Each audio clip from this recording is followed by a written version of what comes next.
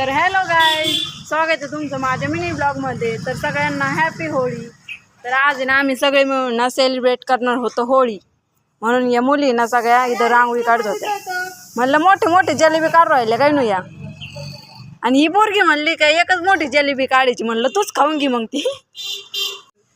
पान नाही जमणार हिला, बघा काय म्हणते. तर या मॅडम काढू राहिल्या पानं.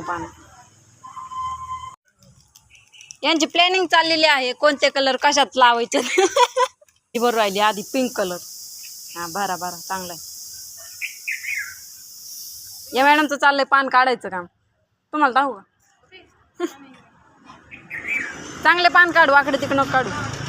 तर रांगोळी वगैरे सगळं काढून झालेलं होतं आणि नंतर होळीच्या तयारीला लागले होते. जसे सामान सगळ्यांचे येत होते, गवऱ्या वगैरे तसे फायनली होळीची तयारी झालेली होती. आमची निवदची तयारी चालली होती. ऑलरेडी तिथे सगळे आले होते आणि पाय वगैरे पडत होते. ते हळदी कुंकू वगैरे लावून सगळ्यांनी पाय पडले आणि ना सगळ्या मुलांनी ना होळी पेटवायला सुरुवात केली.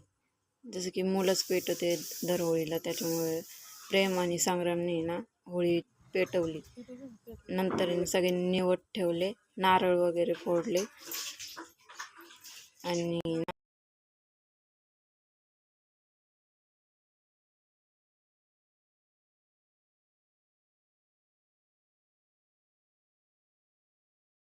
सगळ्यांना होळी पेटवायला मदत करत होते. त्याच्यामुळे होळी लवकरच पेटली आमची. आणि ना नंतर सगळ्या लेडीजने ना पाणी ओवळून ना फेरे मारले त्या होळीला. नंतर जेंट्सला फेरे मारायचे होते, ते पण त्यांनी बोंबलून मारले.